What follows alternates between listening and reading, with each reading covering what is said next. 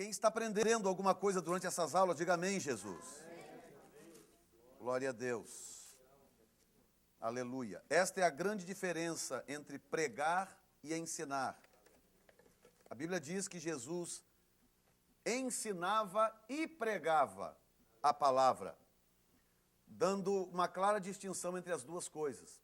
Quando nós pregamos, embora haja uma possibilidade também de aprendizado, mas o alvo número 1 não é tanto o ensino, o alvo número 1 é o despertamento, é mover e mexer com a estrutura humana, é provocar no homem transformação, uma reação daquilo que está sendo dito a respeito da palavra de Deus. E, acima de tudo, uma edificação pessoal. Já o ensino da palavra tem uma outra característica, até a foto, o modelo, como o ensino é levado, diferente da pregação, ele tem como objetivo número 1 ensinar alguma coisa para você da palavra que você não sabe. E ao aprender aquilo que você não sabe, então provocar em você um crescimento espiritual. Porque, segundo a Bíblia, o que nós estamos fazendo é caminhando para uma estatura ideal. Nós estamos em processo. Diga comigo, eu estou em processo. Ninguém aqui está pronto. Ninguém pode dizer que já pegou o diploma. Todos nós estamos num processo de aprendizado. E quando nós aprendemos algo da palavra de Deus, nós damos um passo a mais em direção a essa estatura, que a Bíblia chama de estatura de varão perfeito. Ou o que Paulo chamou em Efésios de aperfeiçoamento dos santos para a obra do ministério. Então, hoje eu acredito que você vai aprender alguma coisa a mais, algo que pode ser que seja novo para alguns, pode ser que para outros não, mas uma coisa é certa, algo você aprenderá que abençoará a sua vida grandemente. Quantos podem dizer amém, Jesus? Amém. Maravilha. Bom, nós encerramos as duas aulas, a aula passada, que seria, a aula sobre o livro do Cordeiro. Acabou que eu precisei concluir algumas coisas que ficaram pendentes da aula passada, então ela acabou se tornando uma espécie de aula 2, a respeito do tabernáculo celestial. E que nós estamos vindo do que eu vou dizer agora. Há dois templos, o templo no céu e um templo na terra. Os dois templos contêm a palavra de Deus, Salmo 119, 89. Os dois templos contêm registros de propriedade. No templo terreno, esse registro chamava-se Corban. E o Corban é muito interessante, porque ele registrava tudo aquilo que se doava para a obra de Deus. Tudo aquilo que era doado para a obra de Deus era registrado no Corban. De maneira que lá, tantos anos à frente, ainda estava registrado que fulano de tal, da família tal, doou um terreno, ou doou isso, ou doou aquilo para a obra de Deus, e aquilo ficava registrado diante do Senhor. Havia também um outro livro no templo terreno, que era o livro do registro das posses. E esse livro, ele era um pouco diferente do Corban, porque é bom ter em mente o seguinte, que na época bíblica, igreja e Estado estavam unidos, ou seja, religião e Estado estavam unidos. Não é verdade? O Estado de Israel era a religião judaica, ou englobava a religião judaica. Então, o que nós temos hoje distribuído aí em setor para isso do governo, setor para aquilo, cartório para registro, não sei o quê, reconhecer firma no banco, não sei o quê. Naquela época era tudo contido dentro do processo religioso. Então a pessoa ia registrar uma propriedade, uma coisa, aquilo era registrado no templo. Havia no templo, mesmo que tivesse lá um escritório, um lugar, whatever, mas havia no templo um espaço para estoque de literatura, de livros. E um dos livros era o livro do registro de posse, onde as pessoas, então, tinham registradas, você vai entender um pouco mais à frente por quê, registradas as suas posses, aquilo que ela tinha, do qual ela era dona, ou da sua família, aquilo que veio de herança e etc., que estava tudo registrado no templo.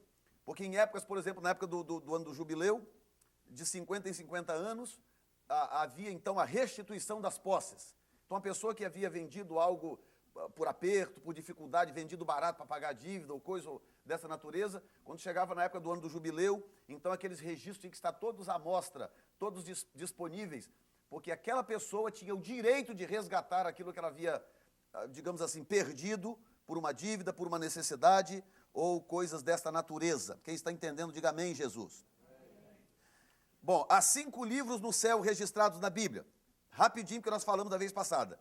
O livro dos vivos, Salmos 69, 28, que é o registro de todo ser humano que pisou sobre a terra. O livro da vida, Apocalipse 3, 5, vem do grego zoé, o registro dos que serviram a Deus, né, ou servem a Deus. Para se entrar nesse livro é necessário nascer de novo, aceitar Jesus como seu Salvador. Amém? O livro das lágrimas, Salmo 66, 8, onde Deus registra o sofrimento e o choro do seu povo. Tudo que você faz, todo choro, por oração, por adoração, por sofrimento, aquilo vai para o livro das lágrimas. Isso é importante, porque às vezes a gente não valoriza as lágrimas, né? Às vezes a gente não valoriza nem as nossas próprias lágrimas. E Deus valoriza tanto as nossas lágrimas que Ele tem no céu um livro separado só para registrar as vezes em que você chorou. Não é glorioso isso? Tem o livro das obras, Apocalipse 20, 12, livros contendo registros para o julgamento. Será tirado desse livro informações a nosso respeito. Para alguns, para o julgamento, para a vergonha. Outros, não para a vergonha, não para a condenação, mas, na verdade, até para registrar a grandiosa obra que o Senhor fez na nossa vida.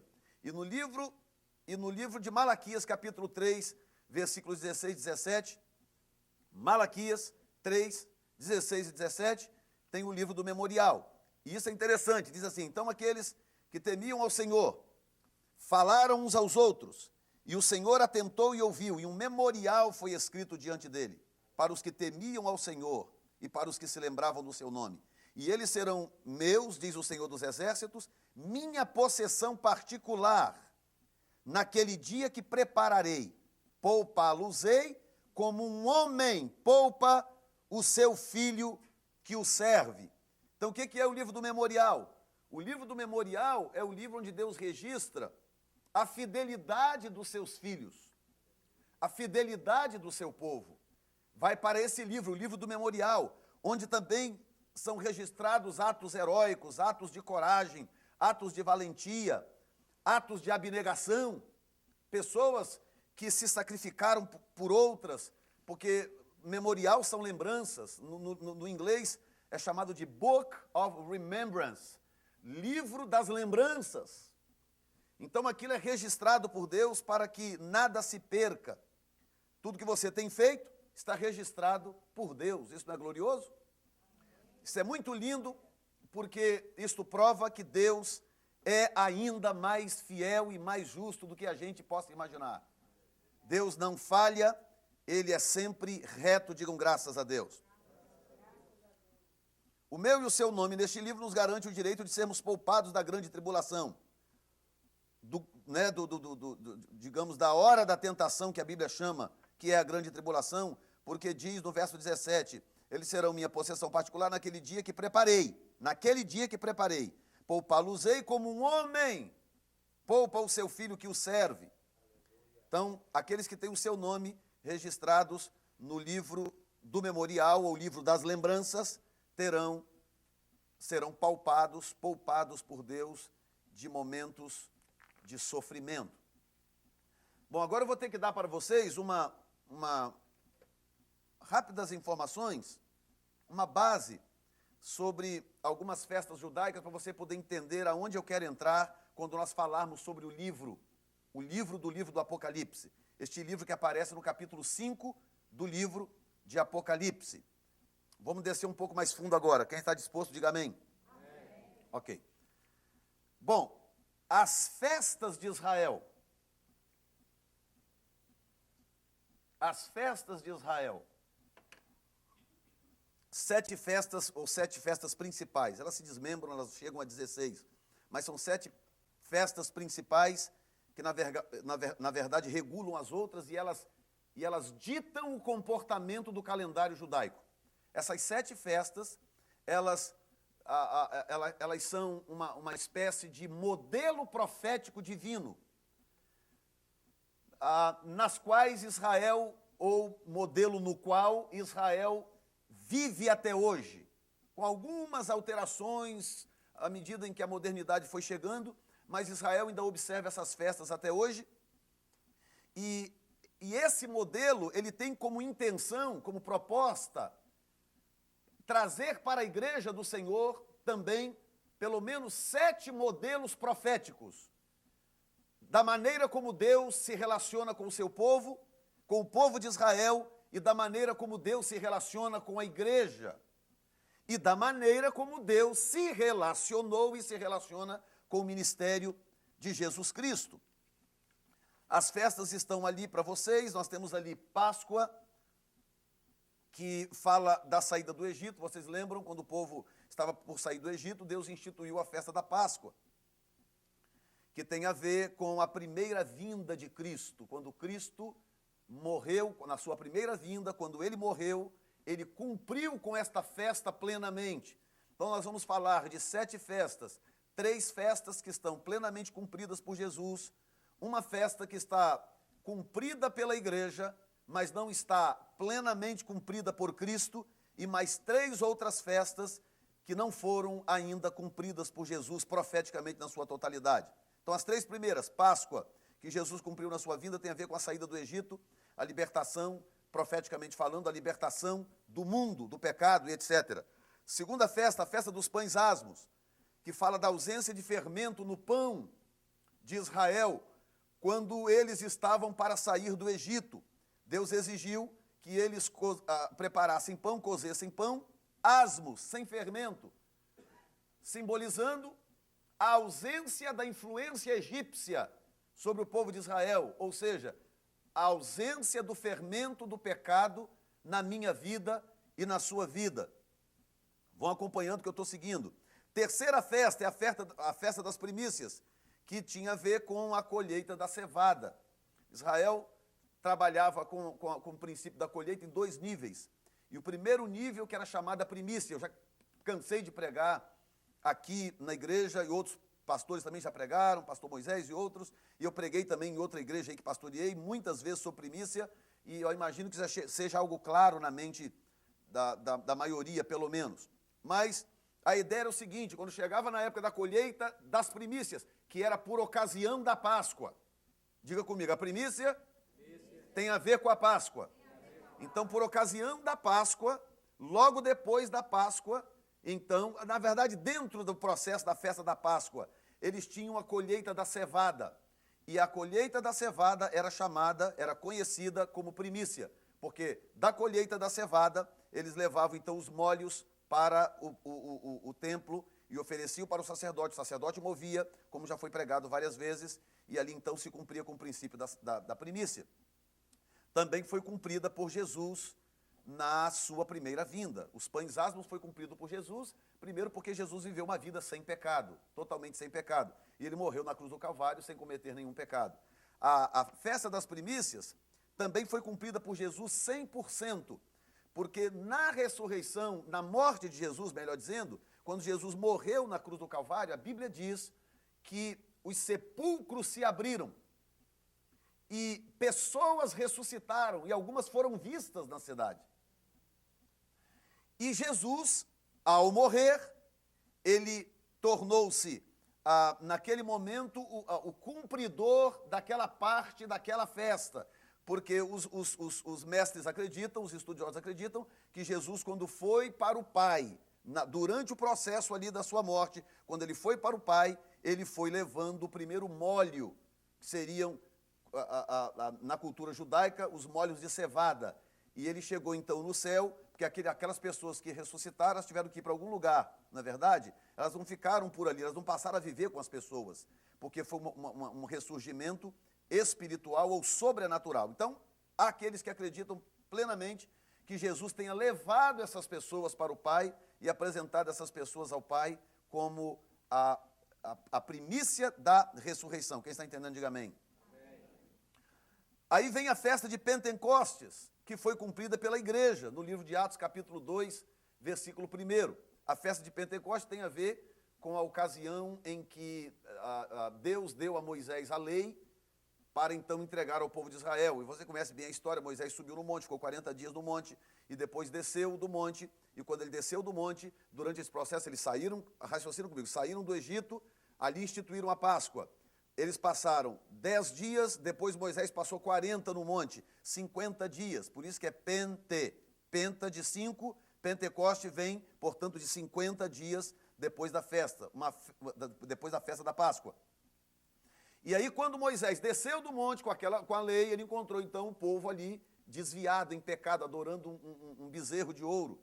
E Moisés, então, quebra a lei. E você sabe da história toda, vem o juízo sobre aqueles que se dividiram de Moisés, ficaram contra Deus, e a bênção de Deus sobre a tribo de Levi, que ficou do lado de Moisés, que tomou partido do lado de Moisés, e inclusive porque ela fez isto, Deus separou a tribo de Levi para o sacerdócio. Aí nós temos mais 3 festas. Jesus esteve lá durante essas festas, ele pode ter participado dessas festas, mas ele não cumpriu essas festas. Profeticamente, essas festas não estão cumpridas. E são 3. Trombetas, que é o começo do ano judaico. Na verdade, Israel tem 2 calendários, para quem não sabe, o calendário civil e o calendário religioso. Então, ela se dá no 7º mês do calendário religioso, mas é no 1º mês do calendário civil. É a festa das trombetas, eu vou falar sobre ela daqui a pouco. Depois, a festa da expiação, quando Deus julgava os pecados da nação, ainda não cumprida também por Jesus, e junto com a festa das trombetas, deve se cumprir na sua segunda vinda. E por último, em 7º lugar, a festa dos tabernáculos, que era a representação ou a forma que o povo de Israel recebeu de Deus de celebrar o tempo em que eles habitaram em tendas, em cabanas, o tempo em que Deus habitava no meio do povo de Israel, a partir do tabernáculo, e o povo habitava em cabanas. Então, a festa do tabernáculo fala deste ato de Deus habitando com o povo de Israel. Quem está entendendo, diga amém, Jesus. Muito bem, isso significa que o arrebatamento, a tribulação e o estabelecimento do milênio poderão se dar durante as 3 festas do outono judaico, porque nós temos Páscoa, cumprida na morte de Jesus, temos pães asmos, cumprida na santidade de Jesus, na ausência de pecado em Jesus. Nós temos as primícias cumpridas na morte de Jesus, na ressurreição daquelas almas. Temos Pentecostes cumprida pela igreja ou na igreja em Atos 2:1. E temos trombetas, expiação e tabernáculos não cumpridas. E nós ainda temos arrebatamento, grande tribulação e milênio para se cumprir. Como Deus sempre usa essas festas como partida profética, como referência profética, nós temos muito que aprender a respeito delas para nós discernirmos como que as coisas poderão se dar daqui para frente. Bom, algumas coisas importantes nós precisamos ter em mente daqui para frente. Livro do Apocalipse, capítulo 1, diga comigo, capítulo 1. Jesus, o sumo sacerdote. Apocalipse 2 e 3. Jesus se dirige às 7 igrejas. Apocalipse 4. João é arrebatado diante do trono e vê uma porta aberta. E Apocalipse capítulo 5, João fala de um livro. Bom, aqui agora é que nós entramos num ponto interessante. Diz assim o versículo, João capítulo 5, versículos 1 e 2. Bíblia na mão. Quem vem aprender Bíblia, diga amém, Jesus. Vi na destra do que estava assentado sobre o trono um livro escrito por dentro e por fora. Veja bem, um livro escrito por dentro e por fora, bem selado com 7 selos. Então é um livro escrito por dentro e por fora. Algumas pessoas pensam, e às vezes, dependendo da tradução, às vezes uma vírgula fora de lugar complica também. Então não é um livro escrito por dentro e por fora selado. Não, é um livro escrito por dentro e por fora, e bem selado com 7 selos. Vi também um anjo forte, clamando com grande voz: quem é digno de abrir o livro e de romper os seus selos? Quando chega nesse livro, por que esse livro é importante para nós, ao estudar o livro do Apocalipse? Por muitas razões.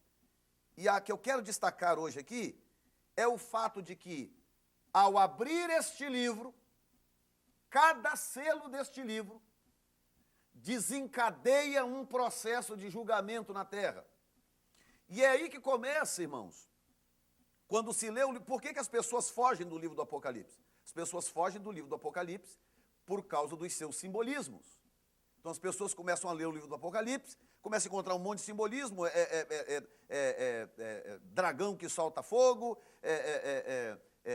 asteroide que cai do céu, pragas tenebrosas, fogo caindo do céu, e umas coisas que a pessoa vai lendo e aquilo parece que não faz sentido, a pessoa não encontra a conexão. E para nós encontrarmos a conexão desses juízos, nós temos que entender o que é este livro. Entender o que é este livro é extremamente importante para nós começarmos a quebrar este código, entender que juízos são esses, por que eles estão vindo e de que forma eles estão vindo. Quem quer saber, diga amém, Jesus. Amém.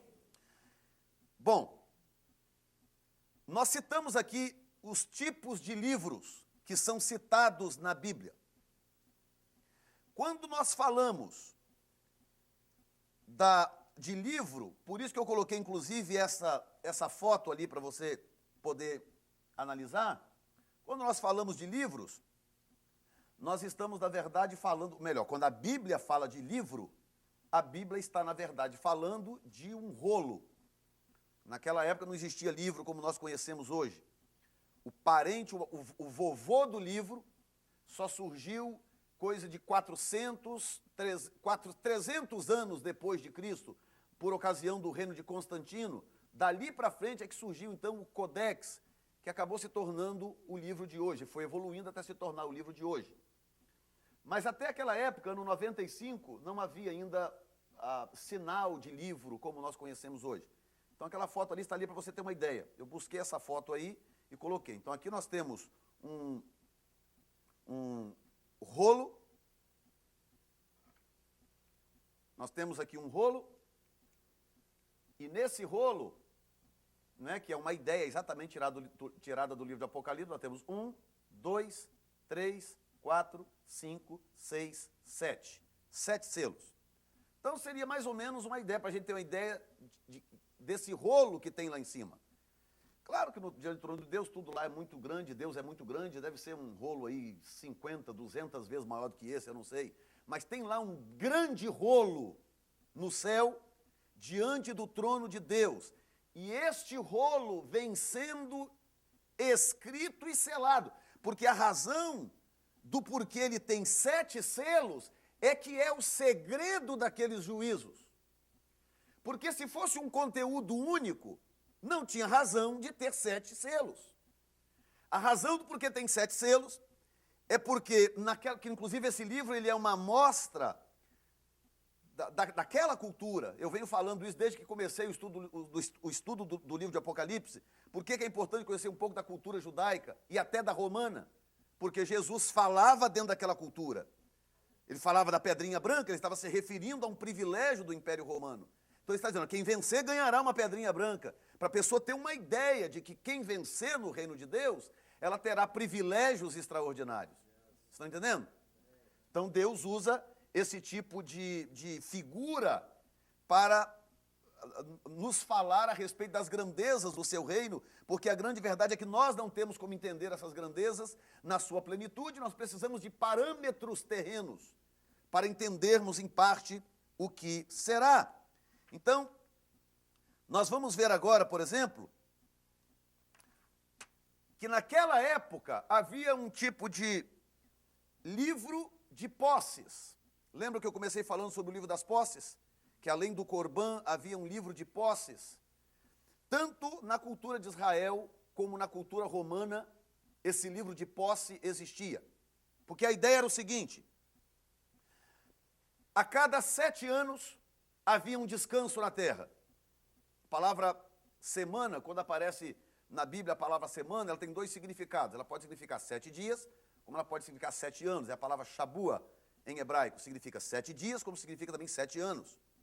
Então, quando aparece, por exemplo, a profecia sobre as 70 semanas de Daniel, na verdade, o que aparece ali é 70 vezes 7 anos, que dá 490 anos, quando então se cumpre aquilo que foi dito pelo anjo a Daniel.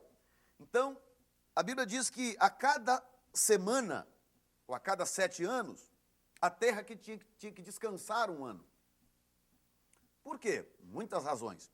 Algumas coisas Deus não podia explicar para o povo de Israel, mas tinha algumas razões. Por exemplo, primeira razão do porquê a cada 7 anos o povo não podia plantar e nem colher. A primeira razão é porque a terra tinha que descansar. Hoje em dia, as pessoas talvez não se preocupem tanto com isso, com a tecnologia e adubo e blá, blá, blá, e tanta coisa, tanta tecnologia, a pessoa pode plantar e colher em 100 anos numa terra sem nenhum problema. Naquela época não tinha jeito.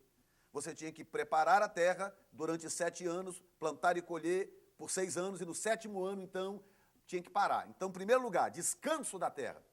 Segundo lugar, aquilo estabelecia uma espécie de, eu não vou dizer socialismo, que é uma palavra feia, né? Não cai bem no ouvido da gente, mas uma espécie de igualdade social. Por quê? Porque, inevitavelmente, sempre houve pessoas mais ricas do que as outras, pessoas mais bem abastadas, pessoas que tinham donas de mais terras e etc. E outras mais pobres e blá, blá, blá. Então, quando chegava em 6 anos, parava.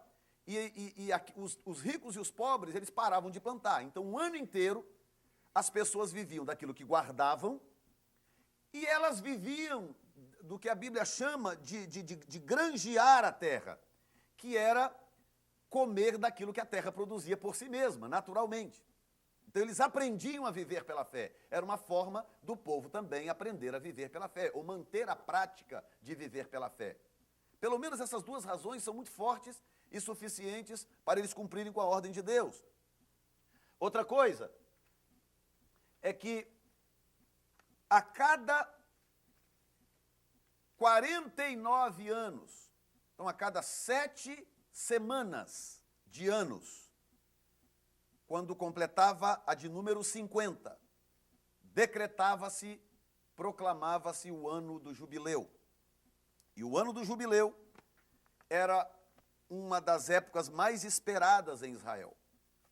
Porque na época do jubileu acontecia o seguinte: durante aqueles 50 anos, as pessoas pobres, que perdiam as suas coisas, se tornavam escravas, por necessidade de sustento, de sobrevivência, pessoas que por aperto, por dívida, vendiam suas terras, vendiam seus filhos, ou perdiam os filhos para credores, porque muitas vezes, como a gente sabe muito bem, em situações bíblicas, como a gente vê em determinadas histórias da palavra de Deus, pessoas que perderam seus filhos para credores, como por exemplo aquela viúva da história de Eliseu, que teve os seus filhos levados para serem escravos de credores. Então, quando chegava no 50º ano, decretava-se o ano do jubileu. E no ano do jubileu, as pessoas tinham o direito de recuperar aquilo que havia perdido. Então, uma pessoa que vendeu uma propriedade barato, quase de graça, no aperto, pessoa que teve o seu filho levado por alguém como escravo, e a pessoa que perdeu um bem, etc., ela tinha o direito de recuperar aquilo. Agora, como que recuperava é que é interessante. Isso é extremamente importante. Então, não perca isso agora. Porque senão seria muito fácil chegar, esse terreno é meu, eu quero de volta, é o ano do jubileu. Ia ter 10, 15 pessoas pedindo o mesmo terreno, certo? A mesma fazenda. Então, o que é que você precisava para poder requerer o seu bem de volta? Guess, imagina, o que é que você precisava? Você precisava de uma escritura, na nossa linguagem hoje. Você precisava de uma escritura. Em outras palavras, você precisava de um livro de registros. Então, agora nós estamos indo para algum lugar. Um livro de registros. E esse livro de registros, há registros na história, tanto contadas por judeus como como por seculares, por gentios, de livros selados, com 7 selos, tanto na cultura judaica como na cultura romana. Então vamos dar um exemplo. Fabinho perdeu uma fazenda. Ou ele é dono de uma fazenda. Esse terreno aqui é do Fábio, dono da fazenda. Então, ele compra de mim essa fazenda. Nós vamos lá diante do sacerdote, diante do sinédrio, e registramos aquilo ali. Olha, eu estou vendendo para o Fábio esta fazenda num preço justo, bem pago, bonitinho. Ok, então aquilo era registrado, abria-se um livro, um rolo, registrava-se. Mas como aquele rolo ia ser selado, eles tinham que pôr uma descrição por fora.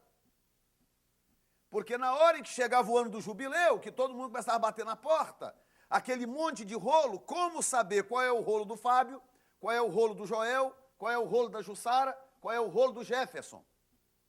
As autoridades pegavam os rolos selados e eles encontravam do lado de fora uma descrição daqueles rolos, do que é que aquele rolo está dizendo. E quando abria o rolo, então, dentro do rolo estava todo o contrato escrito com riqueza de detalhes, do que é que foi vendido, do que é que foi perdido, do que é que foi tomado, do que é que foi dado, tudo registrado com riqueza de detalhes.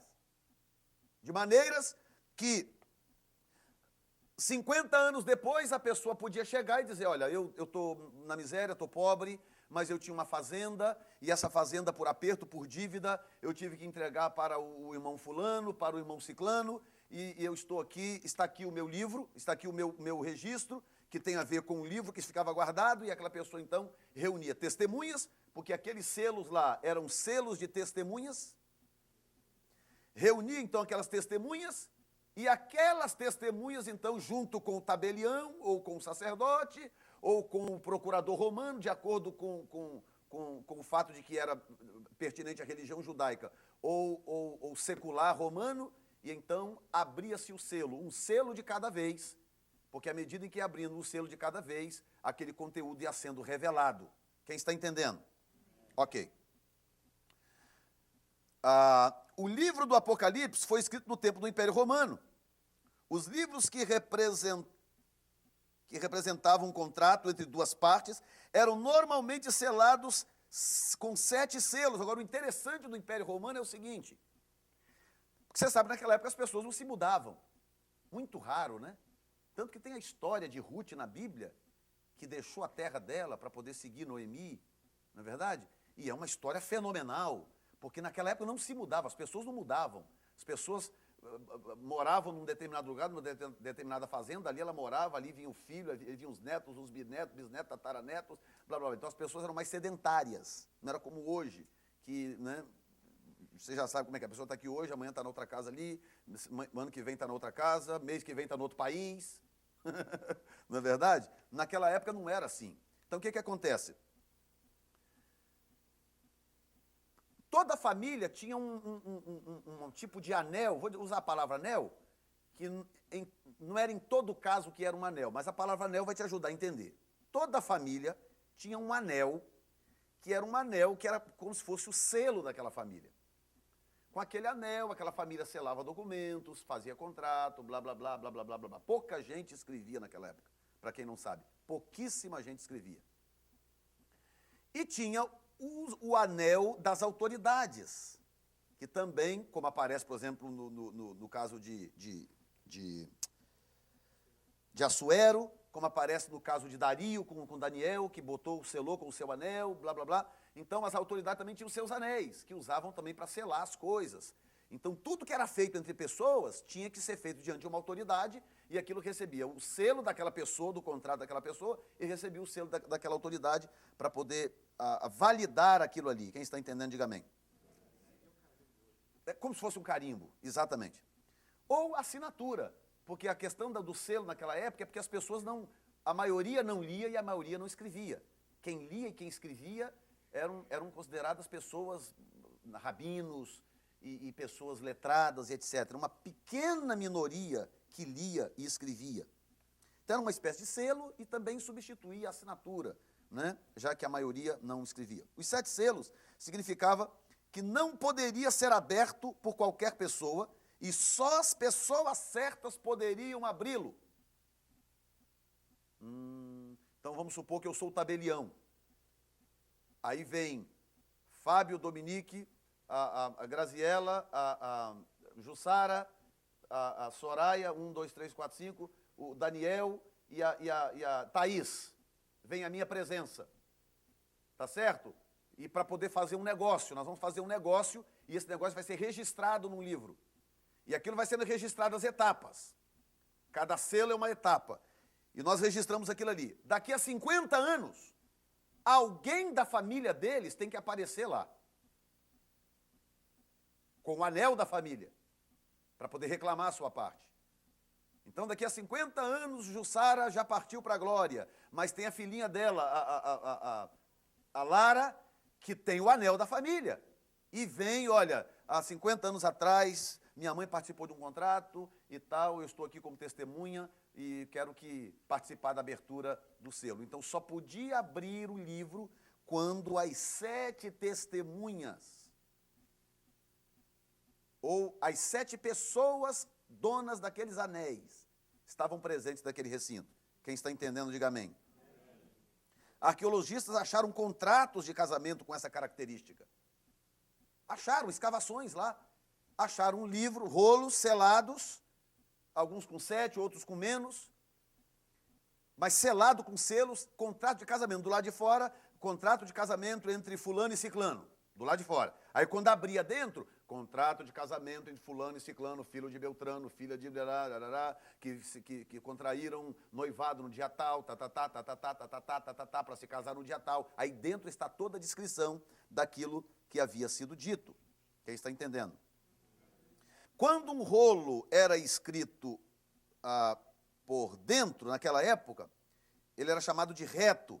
Quando era escrito por fora, verso. E quando era escrito por dentro e por fora, era chamado de epistográfico. Então, a visão que João teve foi de um epistográfico, um rolo escrito por dentro e por fora. Agora, olha isso você vai ter que abrir, porque é muito interessante. Porque nós estamos aqui tracking, nós estamos aqui investigando para nós entendermos que livro é este que João viu. Porque se nós entendermos o livro, nós vamos entender tudo que está a partir do livro. Lembra que quando eu anunciava o Apocalipse, eu disse que você entender isso de forma simples, sem complicação? É para lá que eu estou tentando caminhar.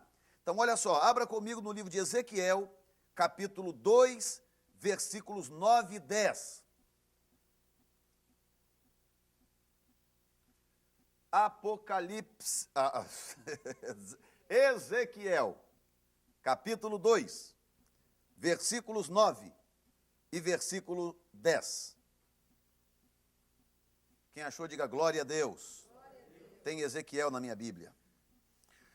E quando olhei, eis que na sua mão se estendia para... Perdão. E quando olhei, eis que sua mão se estendia para mim. E eis que nela estava um rolo de livro. E abriu-o diante de mim. E o rolo estava escrito por dentro e por fora. E nele se achavam escritos lamentações, suspiros e ais. Então, escuta aqui agora. Olhe para mim. Se você está memorizando as coisas que estão sendo ditas, eu fiz questão de dividir o livro entre as coisas que eram, que são e que hão de vir. As coisas, quando você começa no capítulo 4, não perca isso em mente, que é para você, para te ajudar a se guiar em relação às coisas que João vem dizendo, aqueles simbolismos. No capítulo 4 para frente, João está lidando com as coisas que hão de vir. Coisas que na sua época ainda não tinham acontecido. Portanto, do capítulo 4 para frente, João entra numa espécie de janela do tempo.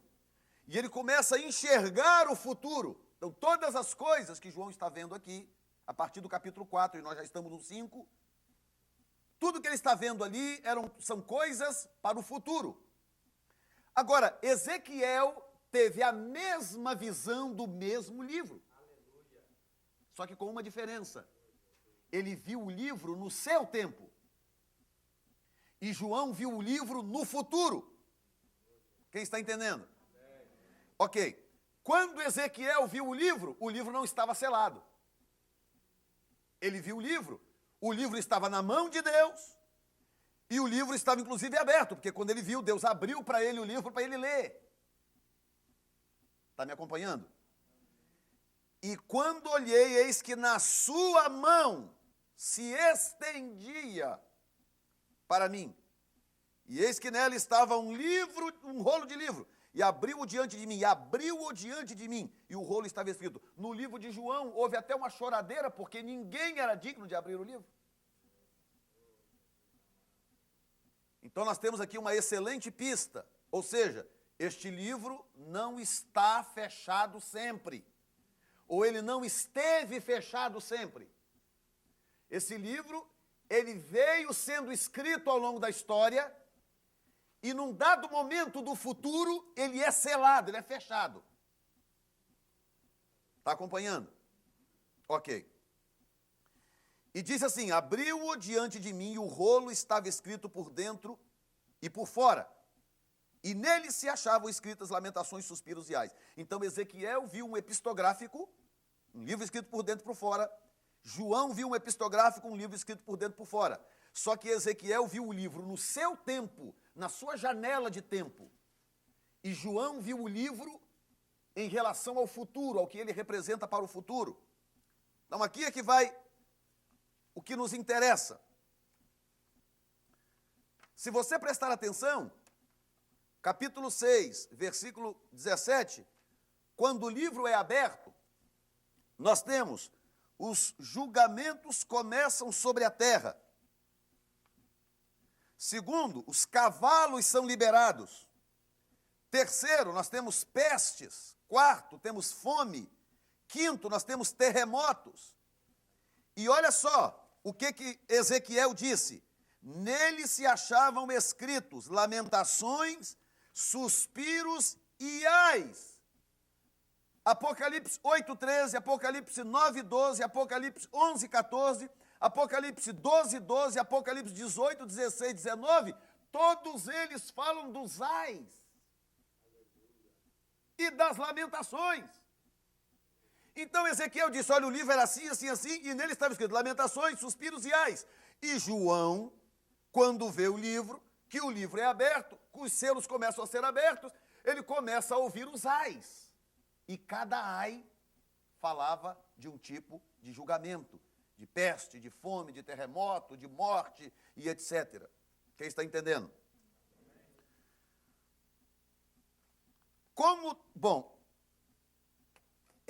Deixa eu voltar um pouquinho atrás para você entender algo. Esse tipo de livro, de 7 selos, o livro que tinha que ter 7 selos, porque havia um tipo de livro que tinha que ter 7 selos. Os arqueologistas acharam, por exemplo, contrato de casamento, e alguns tinham um selo, outros tinham 2 selos. O anel de uma família, da família do noivo, e o anel da família da noiva, 2. Porém, havia um tipo de livro, que era o livro de posses, que quando era selado diante do tabelião, diante do sumo sacerdote ou diante do procurador romano, esse livro tinha que ter 7 selos. E ele tinha que ter a insígnia, o carimbo das 7 testemunhas. Agora, o ponto que eu quero chegar com você de raciocínio é esse. É que o livro começa no capítulo 2 e 3, falando de um testamento ou de uma carta escrita para 7 igrejas da Ásia. Então, isso é interessante, porque se essas 7 igrejas... Lembra que eu falei na aula passada? Por que 7? Por que não 40? Ah, é só porque essas 7 estavam aos pés da cordilheira de Touro? Não, não é só por isso. porque as 7 estrelas também estão na constelação de Touro. Não, não é só por isso. A razão do porquê Jesus escolheu 7 igrejas tinha que ser 7, não podia ser 6, nem 8, nem 9, tinha que ser 7. É porque essas 7 igrejas, porque esses 7 pastores, ao anjo da igreja que está em tal lugar. Esses 7 pastores estavam ocupando agora o lugar daquelas 7 testemunhas que o procurador romano precisava, ou o sumo sacerdote, o cabeça do sinédrio precisava, para selar um contrato de posse. Ou seja, o que Deus está fazendo? Porque se esse livro é um contrato de posse, como eram os livros de 7 selos daquela época, uma espécie de livro de acerto de contas, então ele apresenta Deus como dono da terra, fazendo um contrato com a humanidade, representada por 7 testemunhas, os 7 pastores das 7 igrejas da Ásia.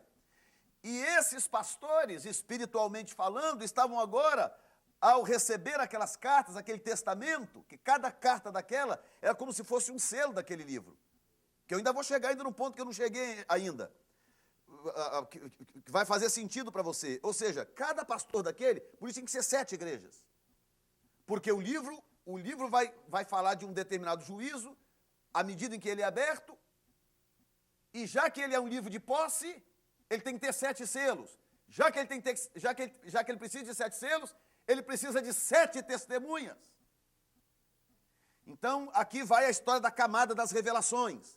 7 igrejas, por quê? Porque o castiçal era 7, e o castiçal é símbolo da igreja, bem como o símbolo da palavra. Por que 7 igrejas? Outra camada, porque são 7 estrelas, e essas 7 estrelas que estão na Plíades eram símbolo dos pastores das igrejas. Por que 7 igrejas? Porque essas igrejas estavam na Cordilheira de Touro, na Turquia. Por que 7 igrejas? Porque esses 7 pastores, que representavam as 7 estrelas, estavam agora passando a ser testemunhas de Deus naquele contrato de posse do livro em relação ao planeta Terra. Quem entendeu? Quem entendeu alguma coisa? Muito bem. Então vamos viajar. Vamos ver se você realmente lá na frente pega. Eu acredito que sim.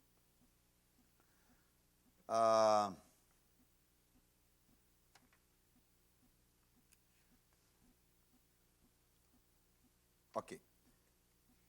O interessante é o seguinte,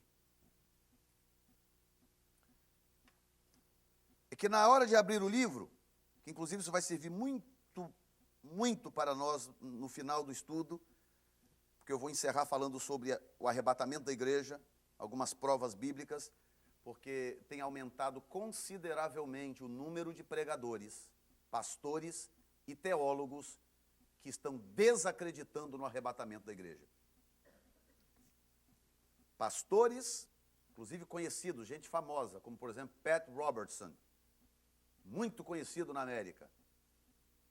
Ele não acredita no arrebatamento da igreja. Como outros, por exemplo, não é que eles não acreditam na volta de Jesus, eles não acreditam nas 2 etapas, arrebatamento da igreja e volta de Jesus. Então existem hoje pregadores na televisão americana, bem como em outros países, pregando um tipo de mensagem que não condiz com o princípio bíblico da volta de Jesus em 2 estágios. Arrebatamento, ressurreição dos mortos com o arrebatamento da igreja, e então grande tribulação e a volta de Jesus depois da grande tribulação. Então tem muita gente negando isso. Então, se faz necessário, mais do que nunca, dar as provas contundentes bíblicas a respeito do arrebatamento da igreja, para que os que acreditam no arrebatamento da igreja não se deixem enganar, não sejam levados por conversa da carochinha, como dizia minha mãe, conversa da mãe Joana, e depois ficar em dúvida sem saber se realmente aquilo que está sendo ensinado é verdadeiro. Quem lembra que eu comecei falando sobre as festas? Quem lembra que eu comecei falando sobre as festas? Bom, eu falei sobre uma das festas que é a que nos interessa agora, daqui para frente, à medida que eu vou desenvolver sobre o livro, que é a festa das trombetas. A festa das trombetas. Eu não sei se eu tenho aqui o slide, eu não lembro. Let me see. Ok, right there. Festa das trombetas, chamada em hebraico de Rosh Hashanah. Acontece no primeiro e segundo dia de Tisri, que é o 7º dia do calendário civil, mas o primeiro dia do calendário religioso. É o ano novo e nós conhecemos na nossa tradução como Festa das Trombetas. Começo de outubro do nosso calendário, do calendário gregoriano, começo de outubro mais ou menos. Chamado na Bíblia, a expressão Rosh Hashanah não aparece na Bíblia. Essa é uma expressão rabínica, mas ela aparece na Bíblia como o dia do sonido das trombetas. Levítico 23, 24.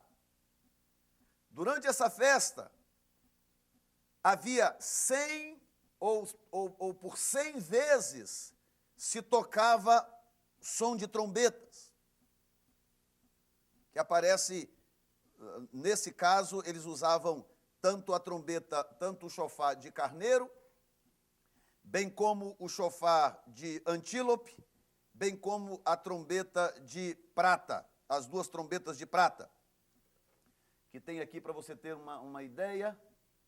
Aqui está o chofar de carneiro, meio curvadinho, pequeno. Ali está o chofar de antílope, é o mais comum, inclusive, que se vê, né, por aí, comprido, e as pessoas usam muito.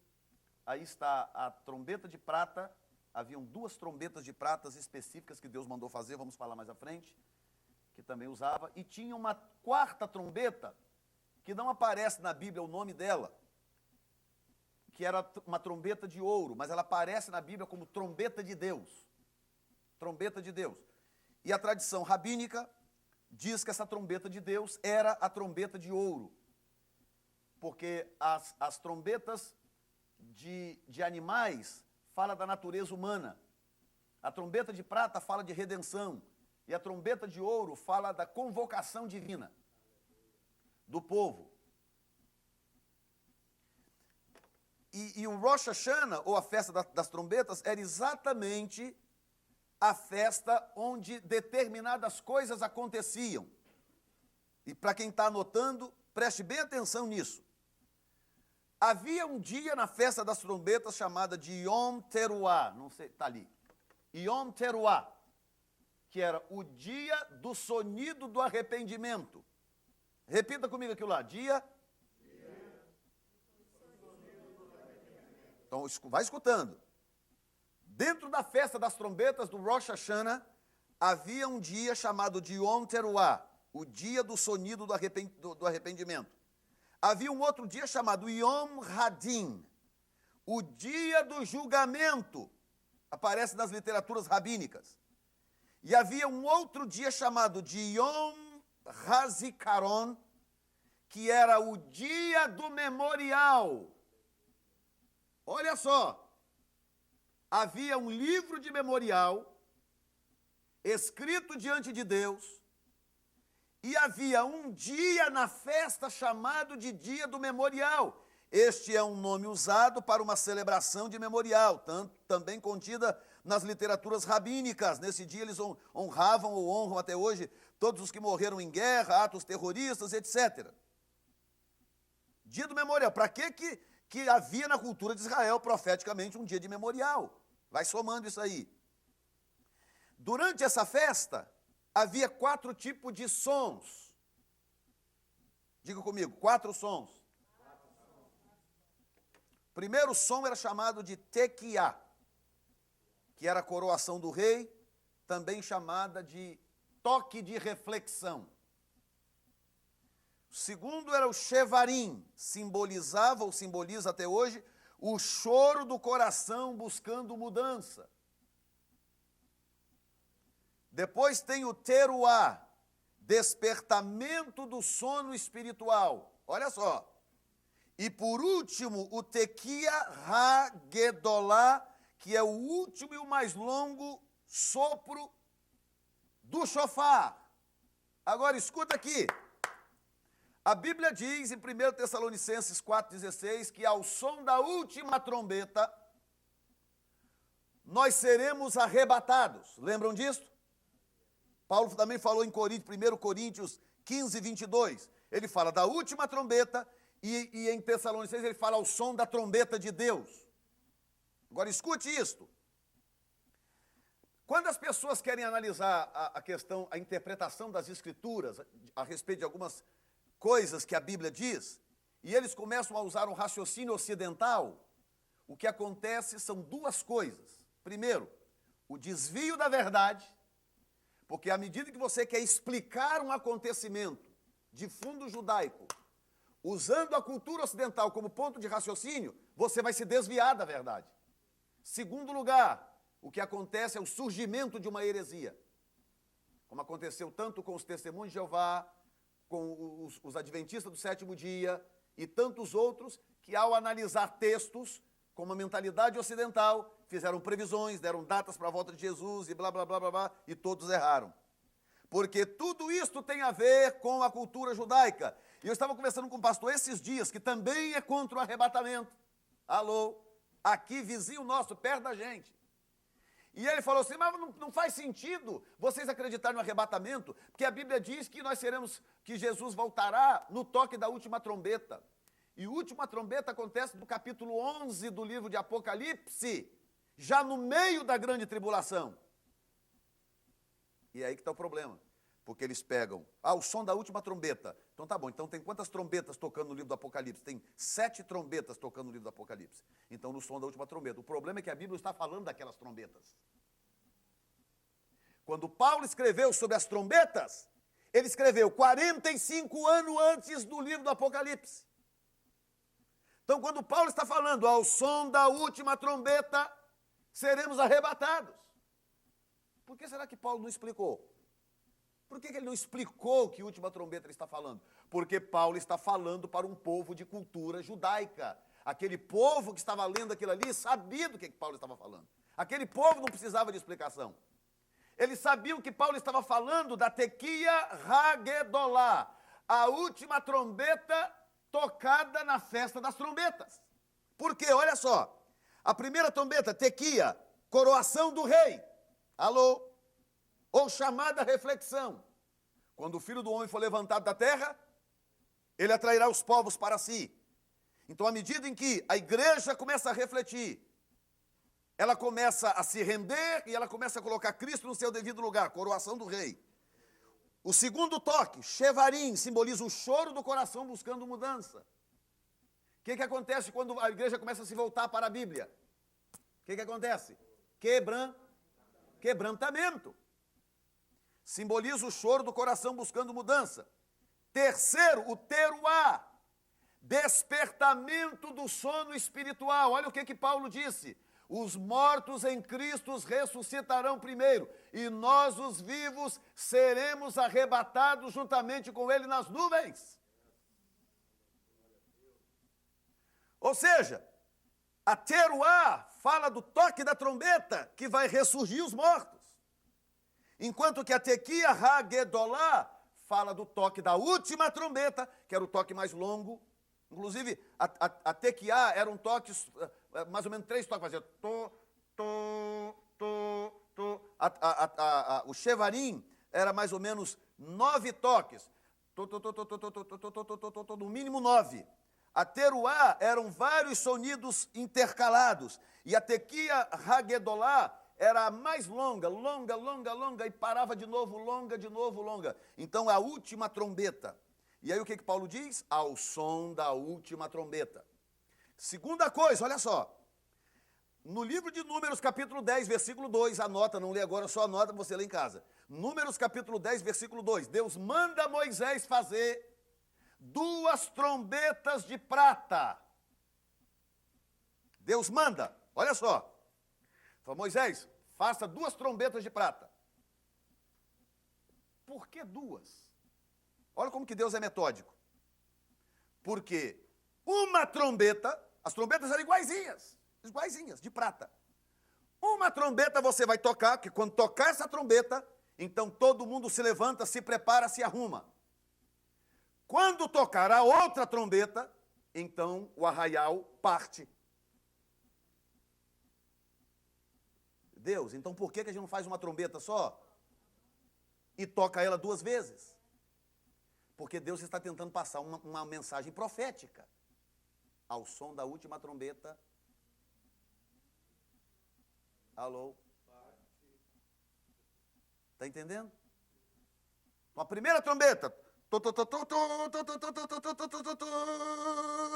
O arraial se levantava, todo mundo desmontava suas tendas, desmontava o tabernáculo, preparava tudo, arrumava tudo bonitinho, blá, blá, blá, blá, blá, blá, blá, blá, blá, blá, blá. Pronto, daqui a pouco, largava aquela, pegava outra igualzinha. E tocava. Quando tocava, todo mundo saía e ia embora. Não, o toque é diferente. O tom era o mesmo. Não, eles sabiam pelo tipo do toque, não pelo tom. Entendeu? Era o tipo do toque. E aí, quando dava o outro toque, eles já sabiam que era para sair. E pegavam aquilo e ia embora. Então, isso não se parece com algo que Paulo disse? Hein? Os mortos em Cristo ressuscitarão primeiro. E olha, é isso que diz a Bíblia, gente. Quem tem Bíblia aí, abra rapidinho, porque eu não tenho mais tempo, eu preciso correr, que eu tenho muito para falar ainda. Vamos ver aqui, 1 Coríntios 15, 52.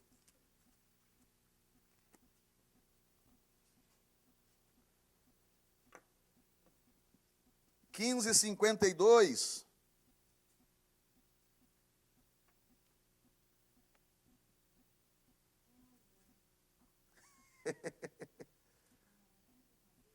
Cinquenta e um, eis que vos digo um mistério. Na verdade, nem todos dormiremos, mas todos seremos transformados. Olha só, ele não está falando dos mortos agora, ele está falando dos vivos, transformados. No momento, num abrir e fechar de olhos, ao soar da última trombeta. Porque a primeira trombeta vai ressuscitar os mortos. Quem está entendendo? A primeira trombeta é para reunir o povo. E a última trombeta transforma os vivos. E a igreja é arrebatada. Vale um glória a Deus aí, pelo menos?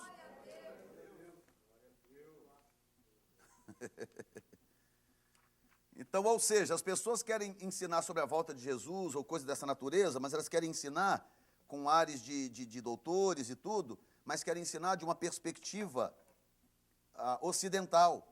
E de uma perspectiva ocidental, elas nunca conseguirão explicar determinadas coisas como a Bíblia fala, usando como referência a palavra, a cultura judaica, porque tudo isso foi tirado daquela cultura, daquela realidade. Por isso que nós precisamos conhecer.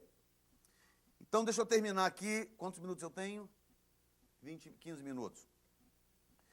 Bom, esse livro, então, vamos lá, olha aqui. Esse livro, mas vamos, por exemplo, Apocalipse 8:13. Apocalipse 8:13. Vamos ler uns 2 versículos.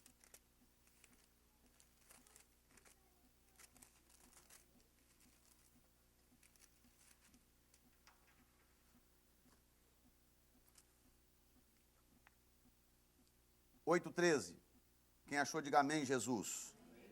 Enquanto eu olhava, ouvi uma águia que, voando pelo meio do céu, dizia com grande voz: ai, ai, ai, dos que habitam sobre a terra, por causa das outras vozes das trombetas dos 3 anjos que ainda vão tocar.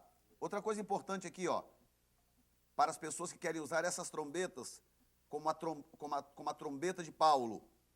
Paulo diz em Tessalonicenses 4,16, ao som da trombeta de Deus, nós seremos arrebatados. E essas trombetas do Apocalipse são chamadas de trombetas de anjos. São trombetas específicas de julgamento, trombetas de anjos. E a trombeta do arrebatamento é trombeta de Deus, porque tem a ver com essas trombetas que eu acabei de falar, ordenadas por Deus, orientadas por Deus, com um propósito divino. Não tem a ver com as trombetas de julgamento do Apocalipse, que só aconteceu 45 anos depois. Ok, vamos ao 9:12, logo na frente aí. Passado já um ai, depois disso, vem ainda 2 ais. E o que Ezequiel disse? Eu vi escrito no livro o quê? Ais. Então aqui é a conclusão. O que João viu foi o seguinte. Bom, quando Ezequiel viu o livro estava sendo escrito. Ainda estava em processo de ser escrito. Quando João viu, o livro já estava pronto, escrito e selado. Agora, por quê? E o que é esse livro, afinal de contas? Esse livro é, definitivamente, por todas as razões que eu já te dei, um livro de propriedade. E o livro de propriedade, quando ele é aberto, ele faz justiça. Então nós vamos disputar algo. Um pode estar dizendo a verdade, o outro não. Quando o livro é aberto, a justiça é estabelecida. Não tem discussão, certo? Agora, olha esse texto aqui que vai trazer para você um grande entendimento. Mateus capítulo 23, 35. Abre aí que eu quero fazer com você a conclusão. Mateus 23, 35.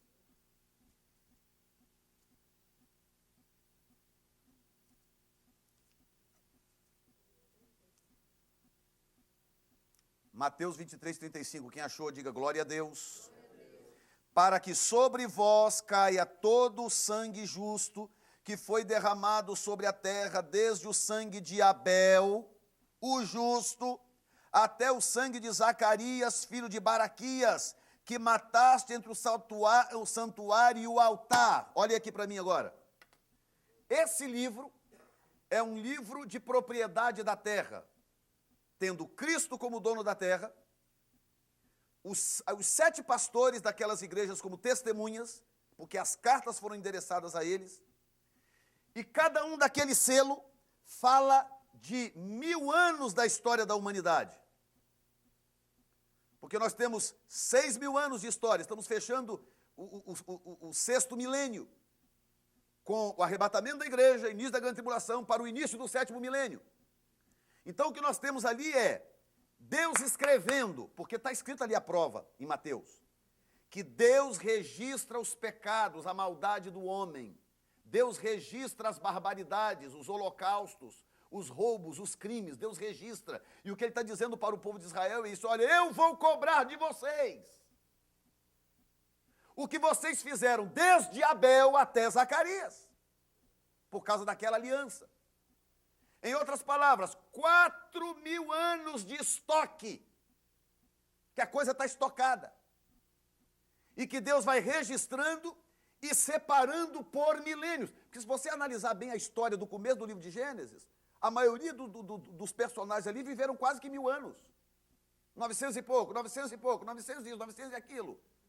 Você está entendendo? Então, para Deus, mesmo que um detalhe ou outro sobre ou falte, para Deus, cada 1000 anos leva um selo. Pastor, eu preciso de mais uma prova. Ok. A outra prova que eu tenho é que quando ele abre o 7º selo, não tem mais juízo. Tem juízo no primeiro, tem juízo no segundo, tem juízo no terceiro, no quarto, no quinto e no sexto. Quando ele abre o 7º, silêncio no céu. Por meia hora. E não tem mais juízo. Sabe por quê? Porque não há juízo no milênio. No 7º milênio. Estão entendendo, gente? Em outras palavras, aliás, outra prova do arrebatamento da igreja, outra prova inexcusável, é que Deus não pode abrir aquele livro sem a presença daqueles 7 pastores daquelas 7 igrejas.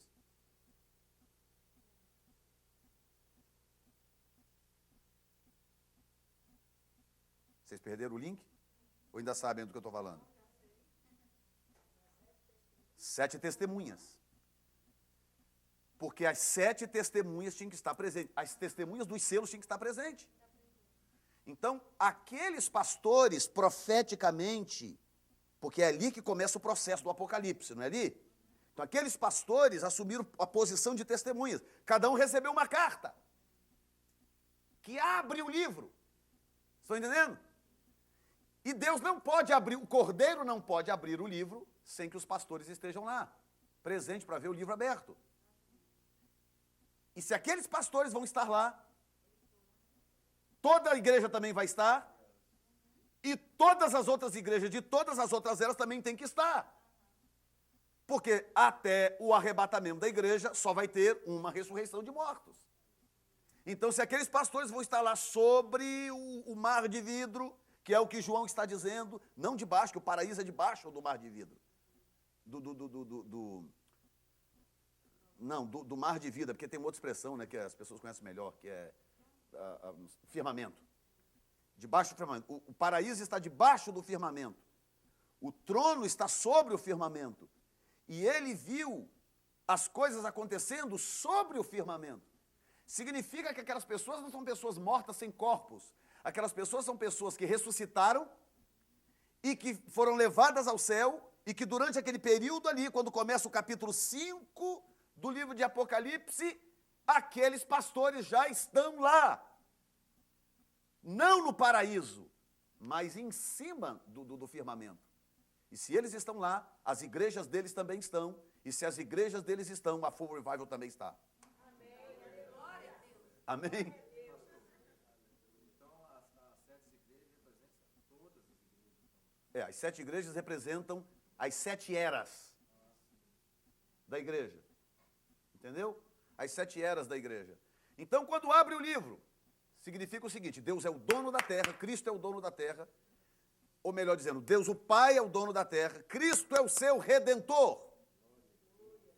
Está entendendo? Porque o livro tem a ver com posses, com jubileu. Cristo é o Redentor. Então ele está abrindo o livro para poder tirar as coisas a limpo. Quem fez o quê, quem é dono de quê, quem deve o quê. E é aí que ele traz então à tona as coisas como ele disse aqui no livro de Mateus. Olha, eu vou para que sobre vós caia todo o sangue justo. Todo o sangue justo que foi derramado de Abel a Zacarias. Meu Deus. Quer dizer, desde Abel que Deus ainda não apresentou a conta. E ele vai apresentar essa conta para aquela aliança e vai apresentar a conta do dia da igreja até o arrebatamento, ele vai apresentar essa conta para nós. Entendeu? É por isso que quando abre o primeiro selo, bum, e vem, e trovão, e não sei o quê, e a coisa relâmpago, e isso acontece, que nós vamos falar sobre isso na próxima aula, sobre os juízos, que eu vou mostrar para você que tem uma coisa que acontece que dispara todos os juízos. Próxima aula. Uma coisa só, uma coisa, para você ver como que é simples quando a gente começa a olhar pelo lado correto. Uma coisa que acontece no livro do Apocalipse, que é o responsável por todos os outros juízos. Nós vamos chegar lá. Aí ele abre um selo, juízo, 2 selos, juízos. O 7º selo fala da igreja já arrebatada, estando no descanso eterno. 7 é o número da perfeição, da plenitude, ou da completude. Por exemplo, Apocalipse 10, 7. Rapidinho aí, nós temos que correr. 10, 7. Mas nos dias da voz do 7º anjo, quando ele estiver prestes a tocar a sua trombeta, se cumprirá o mistério de Deus, como anunciou aos profetas seus servos. Então a voz que eu do céu tinha ouvido tornou a falar comigo e disse: vai, toma o livrinho aberto da mão do anjo que está em pé sobre o mar e sobre a terra. Fui, pois, ao anjo e lhe pedi, blá, blá, blá, ele come o livrinho, você sabe, doce na boca, amargo no seu ventre. Em outras palavras, no 7º selo não tem mais juízo. O juízo acaba no 6º. Quando a voz do 7º anjo soa, os mistérios de Deus se completam. Encerra a parada. Dá um glória a Deus aí, meu povo. Diga-se de passagem, tudo que tem a ver com 7 no livro do Apocalipse, quando chega no 7º, a coisa termina. Quando chega no 7º, termina. Apocalipse 11, 5. Quando a 7ª trombeta soa, olha isso. Apocalipse 11, 5. Se alguém lhes quiser causar mal, das suas bocas sairá fogo e devorará os seus inimigos. Se alguém lhe quiser causar mal, importa que assim seja morto. 11, 5. Está parecendo que está errado isso. Não, está errado. 11, 15. o sétimo anjo tocou a sua trombeta e houve no céu grandes vozes que diziam, olha só, na sétima trombeta, o reino do mundo vieram a ser do nosso Senhor e do seu Cristo, e ele reinará para todo sempre. Aleluia! Ele reinará para todo sempre. E os 24 anciãos que estão assentados em seus tronos diante de Deus, prostraram-se sobre os seus rostos e adoraram a Deus, dizendo, graças te damos, Senhor Deus, todo-poderoso que és, que era, porque tomaste o teu grande poder e reinaste. Ou seja, quando chega no número 7, acabam-se os juízos e começa a restauração das coisas. Digam graças a Deus. Quando Deus atinge o número 7, ele não adiciona mais juízo, ele encerra. Amém? Já que está cedo demais, deixa eu pregar.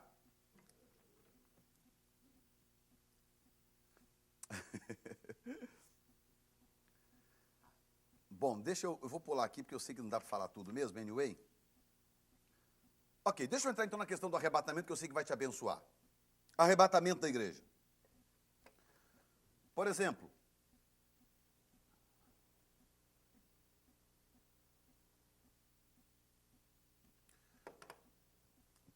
o arrebatamento da igreja, ele é figura ou o casamento judaico, bem como a festa das primícias, bem como a festa das trombetas, são figuras de coisas eternas que Deus colocou na terra para nós nos direcionarmos.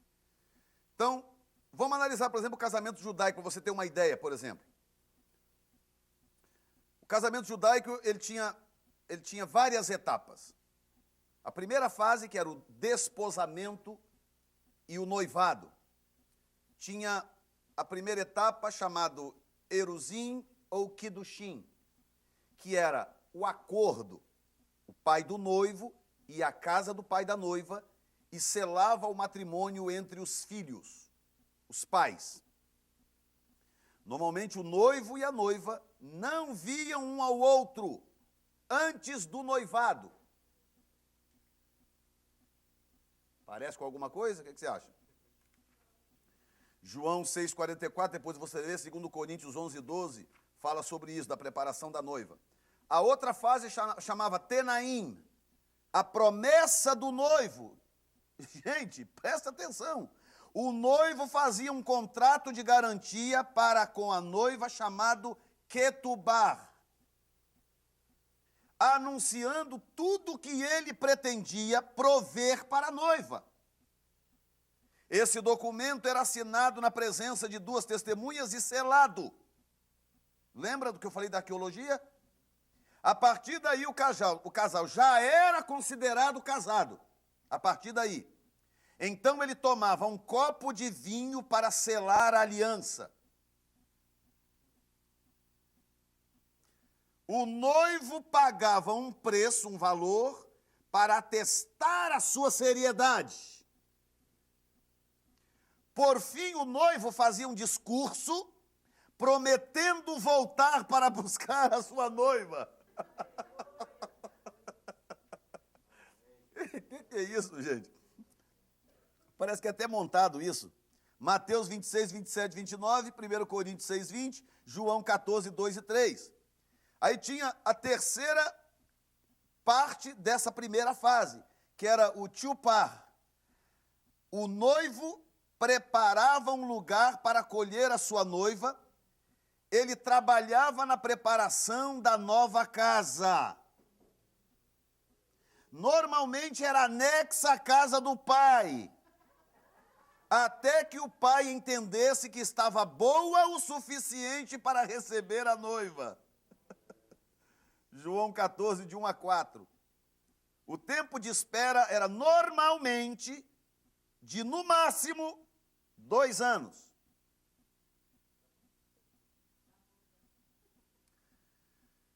A segunda etapa, que era chamada de Nissuim, ou Tchupar, lá em cima.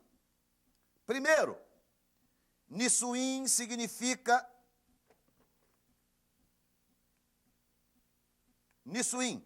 Nisuim significa erguer ou carregar. Representa um costume antigo de erguer a noiva e carregá-la em uma pequena cabine sobre seguradores de madeira. Sou parecido com alguma coisa? Primeira fase do Nisuim é o mikvah, ritual de imersão. O noivo e a noiva judeus eram imergidos em água corrente. Os rios e os lagos eram mikvahs naturais. Mas esse ritual também podia ser feito em tanques, feitos por homens, desde que tivesse uma entrada e saída de água constante fluindo. Mateus 3,11 e Marcos 1,4. Eu já passei por isso, você não? B, a espera da noiva, segunda fase. A noiva esperava pelo noivo, que poderia vir a qualquer hora do dia ou da noite. Bastava o aval do pai dele. A noiva, enquanto isto, trabalhava preparando-se para o dia de consumar o casamento. Ela normalmente buscava restaurar todos os relacionamentos que estivessem abalados e mostrava para a família o quanto estava grata por ter sido preparada para aquele momento. 2 Coríntios 11, 2, Lucas 12, 40. Se você não anotar esses textos, você vai perder, porque tem muita coisa boa neles. Terceira fase dessa segunda, o quitel. Quitel. O vestido nupcial. O quitel era um roupão branco, também usado durante a festa da Páscoa. Este vestido era usado pelo noivo no casamento. A palavra quitel vem da raiz catal. Escuta isso, que significa degolar. O mesmo vestido usado pelo sumo sacerdote durante a festa da expiação. Lembram do vestido? Que era o Yom Kippur, a festa do Yom Kippur. Mateus 22, 11 e 12. Quarta fase, o quarto step da segunda fase. As damas de honra, amigas virgens da noiva, que a assistiam normalmente com lâmpadas, para o caso do noivo vir durante a noite. Mateus 25, parábola das 10 virgens. Quinto lugar, a chegada do noivo. Isso aqui é fenomenal. Os cavalheiros do noivo corriam na frente e anunciavam com o toque de um chofar que o noivo estava chegando. Ai, meu Deus, ou você não está gostando ou não está entendendo, não é possível. Então, cerimonialmente, o pai virava a cabeça para o outro lado, cerimonialmente, enquanto o noivo roubava a noiva para si, para sempre. Assim, todos corriam para a casa do noivo, onde se celebrava a festa de casamento, por 7 dias.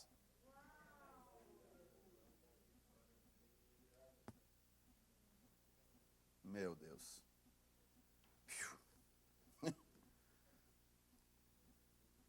Sexto, o tchupar, a câmara da noiva. O noivo entra com a noiva dentro da câmara matrimonial, onde então o casamento é consumado. O povo aguarda do lado de fora, até que o noivo diga ao seu servo imediato que o casamento está consumado, e então todos comemoram por 7 dias. 1 Tessalonicenses 4,16. Sétimo, Kiddush, o copo do vinho compartilhado. Esta era uma das maiores alegrias do casamento judaico, quando a noiva bebia o cálice do noivo. Ela estava declarando que aceitava com alegria o contrato inicial no Ketubá. Lembra lá no começo? João 2, capítulo 2, Mateus 26, 27, 28. Não beberei mais do fruto dessa vide, até que o beba convosco na eternidade. Oitavo, a quebra do vidro. Significava que se o pacto fosse quebrado algum dia, não poderia ser restaurado de novo. Símbolo da destruição do templo no ano 70 depois de Cristo. E nono lugar, começa a vida de casados. O novo casal vai para a casa do noivo para viver juntos em harmonia. Assim será no milênio, quando a igreja e Israel se unirão ao Senhor para sempre. E eu termino com isso. Eu extraí do grego uma expressão, acabei esquecendo de pôr ali, mas anota aí, que é a expressão harpazo, muito interessante. Porque é o seguinte, H-A-R-P-A-Z-O. Porque essa gangue que está por aí hoje falando contra o arrebatamento da igreja, o principal argumento deles é o seguinte: não existe a palavra arrebatamento na Bíblia. E é verdade, não existe a palavra arrebatamento na Bíblia. Não existe nas nossas Bíblias, na Bíblia em português, na Bíblia em inglês, na Bíblia em espanhol, nas Bíblias traduzidas. Realmente não existe. Como não existe a palavra trindade, como não existe a palavra demônio, todo mundo usa. Trindade, todo mundo usa. Capeta, todo mundo usa. Não é verdade? Agora vai surpreender vocês. Não existe na Bíblia a palavra filha de Deus. Então quer dizer que todas as mulheres vão ter que ir para o inferno?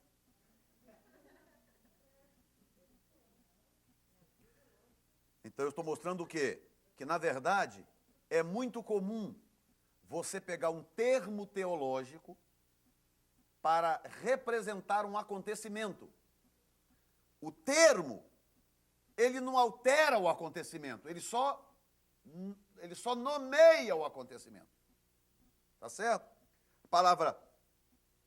A palavra, por exemplo, demônio, ela vem de uma expressão grega que foi traduzida para a versão latina, e essa expressão significa, literalmente, demonizado, demonized, demonizado, no latim.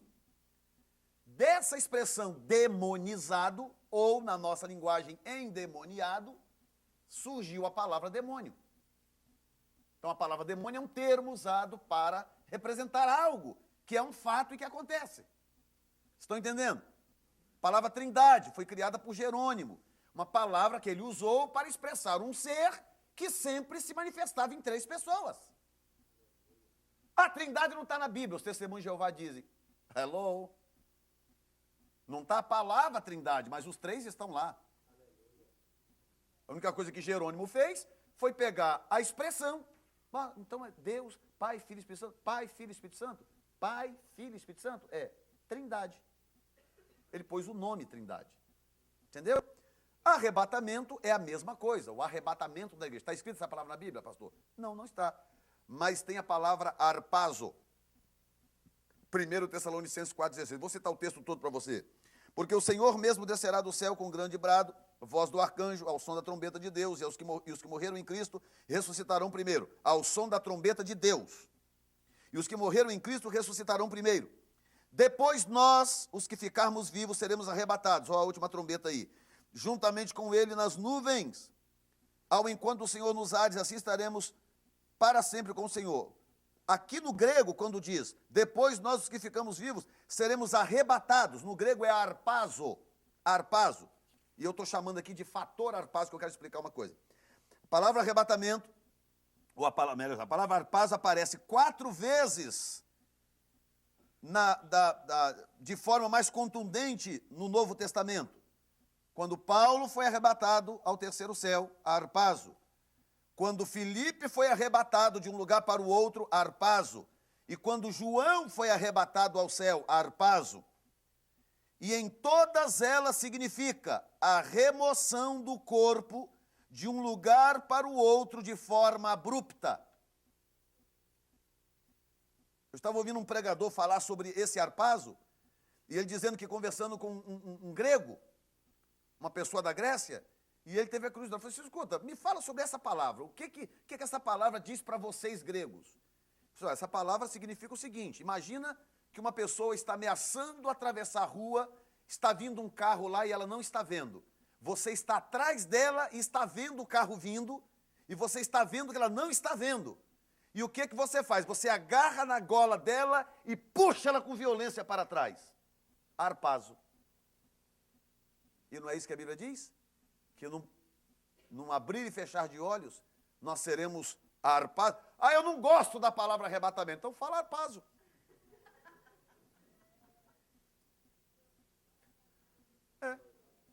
Então será o harpazamento. Para quem não gosta da palavra. Efésios 1, 9 e 10.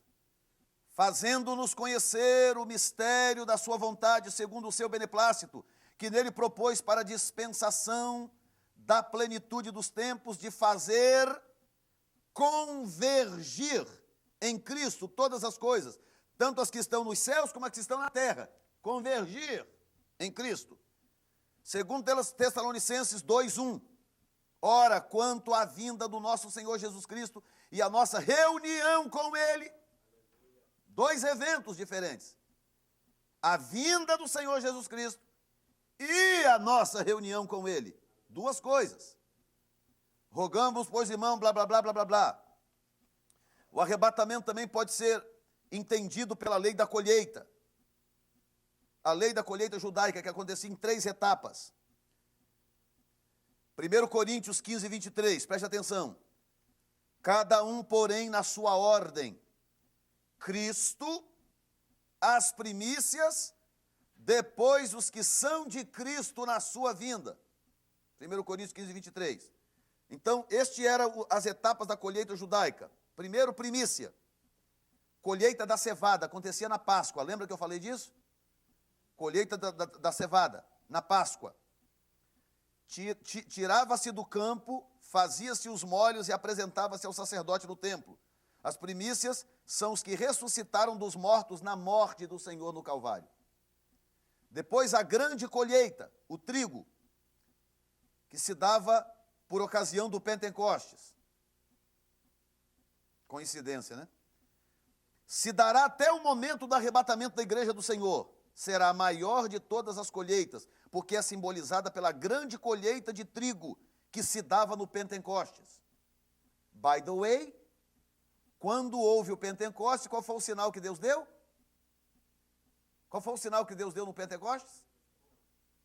As línguas de fogo que se manifestaram de que forma? De que forma? Eles começaram a falar nos idiomas daquelas pessoas. Eles começaram, porque muito pentecostal acha que eles estavam falando em línguas, como a gente conhece hoje, mas não era. Desceu uma glória, um poder, porque aquilo estava cumprindo uma festa, é isso que eles não entendem. Porque só entende usando o background correto. Tinha que ser daquele jeito, porque aquilo era o símbolo do Pentecoste, que era a colheita do trigo. Então aconteceu o Pentecoste, o Espírito desceu, e todas as nações ao redor começaram a ouvir os apóstolos falando na língua deles. E só ali 3.000 almas se converteram ao Senhor. Entendeu? Que é figura da colheita. Então, a grande colheita, que se dá até o arrebatamento da igreja. Depois vem a separação do joio e do trigo. Porque olha isso. Porque nem todo trigo será colhido. Sabe disso? Nem todo trigo será colhido. Porque quando você tem uma colheita, você colhe. Todo agricultor é assim. Eu sempre que eu pastoreei a igreja em cidade interior, eu tinha agricultores na igreja. Então eu ia nas fazendas deles, aquela história toda. Cansei de ver isso. A colheita é sempre feita pelo mais fácil. Por uma questão óbvia. Porque eles não podem perder o tempo da colheita e eles precisam de dinheiro. Então eles colhem logo o que está mais fácil. O terreno mais bem limpo, mais preparado, mais fácil acesso. Eles vão lá e colhem tudo. Lembra do Zé Neto? Colhe aquilo tudo. O lugar de pior acesso ou whatever, que tem a ver com o joio e com o trigo, aquilo não dá para colher naquele momento. E na correria da colheita, eles largavam algumas coisas no pé e algumas coisas caíam no chão. Também não podia pegar e nem voltar para pegar. Agora escuta isso. Tchan, tchan, tchan, tchan. Separação do joio do trigo, que é o trigo que vai ficar para trás, será durante a grande tribulação, porque ainda haverá trigo na terra. Agora escuta isso, gente.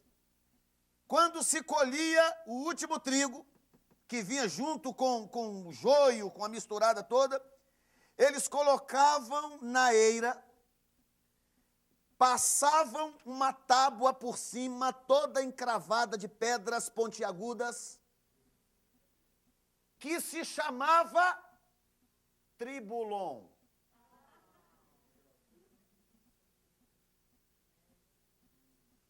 Amarrava num boi, uma tábua enorme, toda furadinha, cheia de pedras agudas, e aquele boi passava, começava a andar por cima. Lembra? Não matarás a boca do boi que debulha? Aquele boi andava por cima, esmiuçando aquele trigo, separando o trigo do joio. O nome da peça era tribulon. Ai, ai, ai. E por fim, as respigas. Então, 3 fases: primícia, grande colheita e respigas.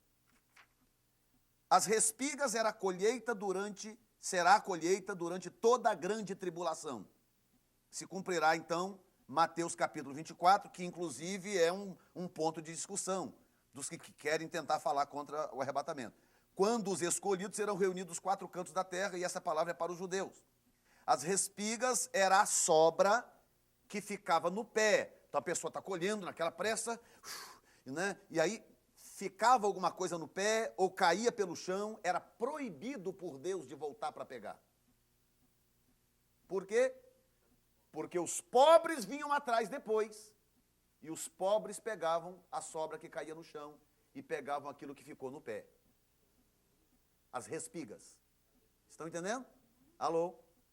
Então, essa será a colheita da grande tribulação. Será difícil, será árduo, não vai ser fácil, mas haverá colheita. Quem rejeitar a marca da besta será salvo na grande tribulação. Amém, Jesus? Dá um glória a Deus aí se você está alegre. Glória a Deus. Coloque-se de pé neste momento. Eu sinto vontade de dar um aplauso ao Senhor, não sei você.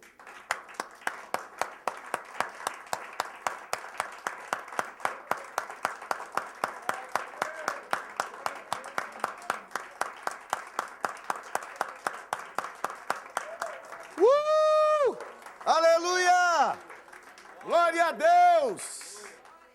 Maravilha! Semana que vem, eu quero falar antecipadamente para você não ser tentado a faltar. Semana que vem, nós vamos falar sobre os juízos do Apocalipse. E eu vou mostrar para você, isso aí eu pesquisei insistentemente, horas e horas, noites e noites. Se você ligar lá em casa de manhã e eu estiver dormindo, não é porque eu sou preguiçoso, não. É porque eu virei à noite estudando. Eu quero mostrar para você o que é que vai disparar o gatilho do juízo no livro do Apocalipse. Nítido, nítido, nítido. Pode. Eu vou mostrar para você o que é que vai disparar o gatilho. Um sinal que vai vir do céu vai disparar o gatilho. E, inclusive, por processo de eliminação, dá, inclusive, para ter uma ideia de que em que lugar da Terra que a coisa vai acontecer. Que lugar do planeta vai acontecer. Por eliminação, né? Eu vou mostrar para vocês depois os textos direitinho, nós vamos analisando por eliminação e você vai chegar às mesmas conclusões que eu cheguei com essas pesquisas. Tá bom? Amém? Você vai entender os juízos. Próxima aula. Na aula seguinte, nós vamos falar sobre o anticristo. 3ª, 4ª, 5ª. Na 6ª aula, nós vamos falar sobre a marca da besta. E na 7ª aula, eu pretendo terminar com a 7ª aula, nós vamos falar sobre a linhagem do anticristo, de que maneira que a linhagem do anticristo começou até desembocar nele. Tá certo? Como nós vamos falar dele na 5ª aula, então na 7ª já dá para falar sobre isso, que você vai entender muita coisa, com certeza. Amém? Pode fechar a fita. Vamos agradecer ao Senhor. Levante a sua mão para o alto e agradeça a Deus. Tira um momento.